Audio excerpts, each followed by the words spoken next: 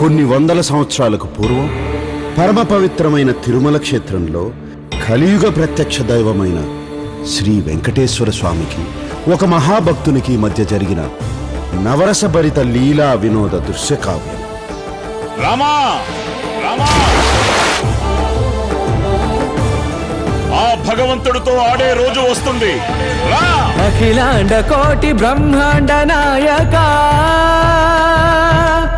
ఆనంద నిలయ వర పరిపాలక, అఖిలాండ కోటి బ్రహ్మాండ నాయక, ఆనంద నిలయ వర పరిపాలక. ఈ కొండపై ఎవరి మీద ఈగ వాలినట్టు తెలిసిన ఉగ్ర శ్రీనివాసమూర్తి సాక్షిగా, జ్వాలా నరసింహుని సాక్షిగా, 10,000 శేషుల పడగల బుసబుసల సాక్షిగా ఏం చేస్తానో చెప్పను.